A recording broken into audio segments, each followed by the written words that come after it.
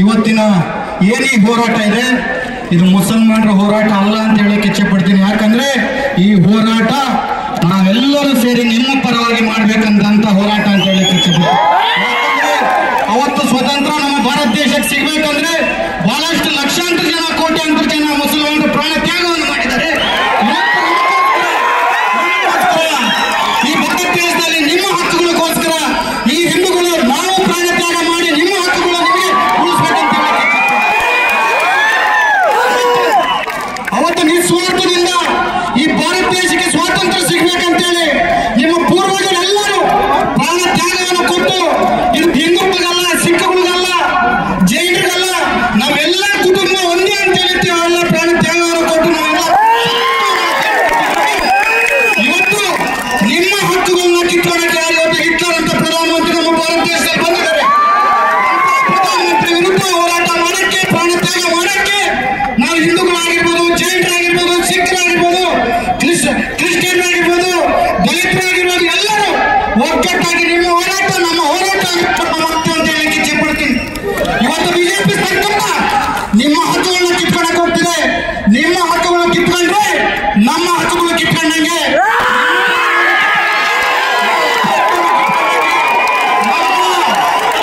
ನಾನು ಇವತ್ತು ವೇದಿಕೆ ಮೂಲಕ ಹೇಳಕ್ಕೆ ಇಚ್ಛೆ ಪಡ್ತೀನಿ.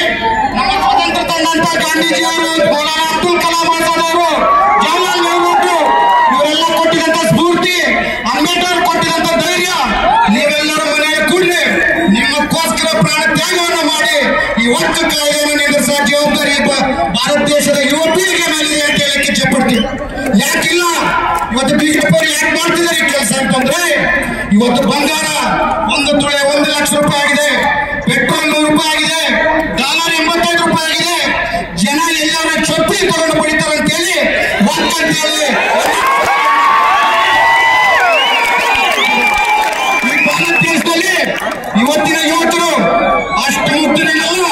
ನೀವೇನೇನು ಮಾಡ್ತಿದ್ದೀರೋ, ನೀವೇನೇನು ಕುತಂತ್ರವನ್ನು ಮಾಡ್ತಿದ್ದೀರೋ, ನೀವೇನೇನು ಯಾತರ ನಮ್ಮನ್ನೆಲ್ಲ ಗಾಂಧೀಜಿಯವರನ್ನು ಮಾತಾಡ್ತಿದ್ರು ರಾಜಕಾರಣದಲ್ಲಿ ಇವತ್ತು ಧರ್ಮವನ್ನು ತರಬಾರ್ದು, ಮತವನ್ನು ತರಬಾರ್ದು ಅಂತೇಳಿ ಇವತ್ತು ನೀವು ಧರ್ಮ, ಮತ, ಜಾತಿಯನ್ನು ತಂದು ನಮ್ಮನ್ನು ಹೊಡಿಬೇಕಂತ ನೋಡ್ತಿದ್ದೀರಲ್ಲ.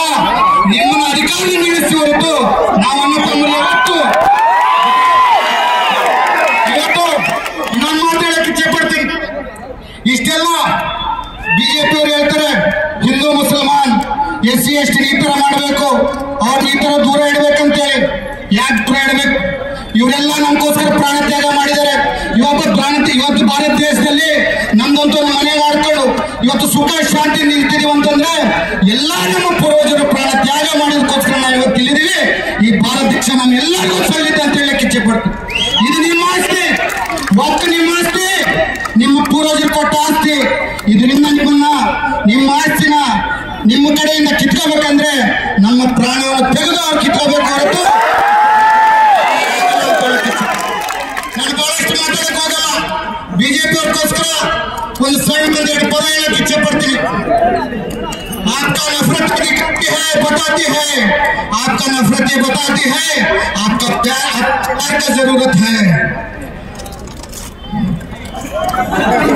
आपका नफरत बताती है आपका प्यार, आपको प्यार का जरूरत है. क्या अभी कुछ नहीं बोला? जीत के कर दिया आपका हमला, तो आपको हाथ मिलेगा, हमारा हाथ से जरूर मिलेगा हार. ಯಾಕೆ ಹೇಳ್ತೀನಿ ಅಂತಂದ್ರೆ ಕಣ್ಣು ಮುಚ್ಚೋಗಿದ್ದಾರೆ ಇವರೆಲ್ಲ. ಗೆಲ್ತೀವಿ ಪ್ರಧಾನಮಂತ್ರಿ 1 ಸಲ ಆದ್ರೆ, 2ನೇ ಸಲ ಆದ್ರೆ, 3ನೇ ಸಲ ಆದ್ರೆ ಅಂತೇಳಿ ಇವರೆಲ್ಲ ಕಣ್ಣು ಮುಚ್ಚೋಗಿದೆ. ಆದಷ್ಟು ಬೇಗ ಯುವಕರೆಲ್ಲ ಸೇರಿ, ಅದು ಹಿಂದೂ ಇರ್ಬೋದು, ಮುಸಲ್ಮಾನ್ ಇರ್ಬೋದು, ಕ್ರೈಸ್ತರು ಇರ್ಬೋದು, ಹಿಂದೂ ಇರ್ಬೋದು, ಮುಸಲ್ಮಾನ್ ಇರ್ಬೋದು, ಕ್ರೈಸ್ತರು ಇರ್ಬೋದು, ನಮ್ಮ ಮೊಟ್ಟ ಮೊದಲ ಆದ್ಯತೆ ಏನಂತಂದ್ರೆ ನಮ್ಮ ಕುಟುಂಬಗಳನ್ನ, ನಮ್ಮ ಅಣ್ಣ ತಮ್ಮರನ್ನ, ನಮ್ಮ ಮಾವುಗಳನ್ನ ನಮ್ಮಿಂದ ದೂರ ಮಾಡೋರ್ನ ಈ ಭಾರತ ದೇಶದಿಂದ ಕಿತ್ತೊಡಿಬೇಕಂತ ಹೇಳಕ್ಕೆ ಇಚ್ಛೆ ಪಡ್ತೀವಿ. ಭಾರತ ದೇಶದಲ್ಲಿ ಇವರಿಗೆ ಅರ್ಹತೆ ಇಲ್ಲ.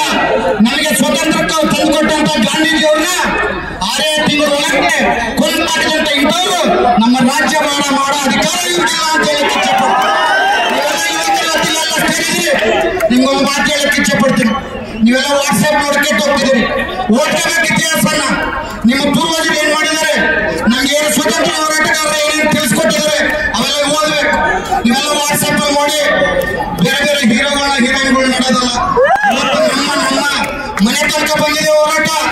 ಇವತ್ತೇನ್ ಕಿತ್ಕೊಂತಿದ್ದಾರೆ? ವಫ್ ಆಸ್ತಿಯನ್ನು ಕಿತ್ಕೊಂತಿದ್ದಾರೆ, ಕಬ್ರಸ್ತಾನ ಕಿತ್ಕೊಂತಿದ್ದಾರೆ, ಮದ್ರಸೆಯನ್ನು ಕಿತ್ಕೊಂತಿದ್ದಾರೆ. ನಾಳೆ ಬೆಳಿಗ್ಗೆ ನಿಮ್ಮ ಮನೆಯನ್ನು ಕಿತ್ಕೊಂತಾರೆ ಅಂತ ಹೇಳಕ್ ಇಚ್ಛೆ ಪಡ್ತೀನಿ. ಈ ಭಾರತ ದೇಶ ನಿಮ್ದಲ್ವೋ? ಬಿಸಿಗೆಲ್ಲ ಬಾಯ್ಬಿಡಬೇಡಿ, ಗಟ್ಟಿನ ಮಾತಾಡಿ. ಈ ಭಾರತ ದೇಶ ನಿಮ್ದು ಅಲ್ವೋ? ಈ ಭಾರತ ದೇಶ ನಿಮ್ದಂದಾಗ ಹೋರಾಟ ಕೂಡ ಈ ದೇಶ ನಂದೇ ನಿಮ್ಮ ಗಟ್ಟಿ ಧ್ವನಿಯಿಂದ ನಾವೆಲ್ಲರೂ ಕೂಡಿ, ಕಾಂಗ್ರೆಸ್ ಅವರೊಂದೇ ಅಲ್ಲ, ಈ ಬಳ್ಳಾರಿಯಲ್ಲೆಲ್ಲ ಅಲ್ಲೊಂದೇ ಅಲ್ಲ, ಈ ಕರ್ನಾಟಕದಲ್ಲಿ ಇದ್ದಂತ ಹಿಂದೂ ಕ್ರೈಸ್ತರಾಗಿರ್ಬೋದು, ಜೈನರಾಗಿರ್ಬೋದು, ನಿಮ್ಮ ಬೆನ್ನಿಗೆ ನಾವು ನಿಂತೀವಿ. ನಮ್ಮನ್ನ ಮುಟ್ಟಾದ ಮೇಲೆ ಈ ಮುಸಲ್ಮಾನ ಬಾಂಧವರನ್ನ ಮುಟ್ಟಬೇಕು ಹೊರತು ಸಾಧ್ಯನೇ ಇಲ್ಲ ಅಂತ ಇವತ್ತೇನ್ ನೀವು ಆಸ್ತಿಗಳು ತಗೊಂಡು ಹೋಗ್ಬೇಕಂತ ಬರ್ತಿದ್ದಾರೆ. ಇವೆಲ್ಲ ಬೂಟಾಟಿಕೆ, ಅವ್ರು ಮಾಡಿದ ತಪ್ಪುಗಳು. ಜನಗಳು ಪ್ರಶ್ನೆ ಕೇಳ್ತಾರೆ, ಬಂಗಾರ ಲಕ್ಷ ಯಾಕಾಯ್ತು, ಪೆಟ್ರೋಲ್ 100 ರೂಪಾಯಿ ಯಾಕಾಯ್ತು, ಡಾಲರ್ 80 ರೂಪಾಯಿ ಯಾಕಾಯ್ತು, ಟೋಲ್ಗೇಟ್ ಜಾಸ್ತಿ ಆಯ್ತು, ನಮಗೆ ದಿನಾಗಿ ಪ್ರತಿನಿತ್ಯ ದಿನ ವಸ್ತುಗಳು ಜಾಸ್ತಿ ಯಾಕಾಯ್ತು ಅಂತ ಕೇಳ್ತಾರೆ ಅಂತೇಳಿ ಇವತ್ತು CAA, NRC, ಹಿಜಾಬ್ ಮತ್ತೆ ಯುವಕ ಆಸ್ತಿ ತಗೊಂಡ್ ಬರ್ತಿದ್ದಾರೆ. ನಾವೆಲ್ಲ ಇದೆಲ್ಲ ತಿಳಿಸ್ಕೊಡ್ಬೇಕು ಯುವಕರಿಗೆ. ಗೊತ್ತಿರೋಲ್ಲ ಯಾಕೆ ಅಂದ್ರೆ ಇಲ್ಲಿ ಬಹಳಷ್ಟು ಜನ ಬಂದಿರೋರಿಗೆ ಒಂದು 30% ಜನಕ್ಕೆ ಏನೋ ನಮಗೆ ತೊಂದರೆ ಆಗ್ತಿದ್ರೆ ಅಂತ ಬಂದಿದ್ದಾರೆ ಹೊರತು ವಫ್ ಬಗ್ಗೆ ಅಷ್ಟು ಕ್ಲಾರಿಟಿಯಾಗಿ ಗೊತ್ತಿಲ್ಲ. ತಾವೆಲ್ಲ ತಮ್ಮ ತಿಳ್ಕೋಬೇಕು, ತಾವು ಮದ್ರಸಾದಲ್ಲಿ ತಿಳಿಸ್ಬೇಕು. ಅದು ತಮ್ಮ ಜವಾಬ್ದಾರಿ. ತಮ್ಮ ಯುವಕರಿಗೆ ವಫ್ ಆಸ್ತಿ ತಮ್ಗೆ ಏನು ಅನ್ಯಾಯ ಆಗ್ತಿದೆ ಅಂದಾಗೆ ಅವ್ರಿಗೆ ಅನ್ಯಾಯದ ಬಗ್ಗೆ ಗೊತ್ತಾಗದೆ ಅವ್ರು ಹೋರಾಟ ಮಾಡಕ್ ಸಾಧ್ಯ ಅಂತ ಹೇಳಕ್ ಇಚ್ಛೆ ಪಡ್ತೀನಿ.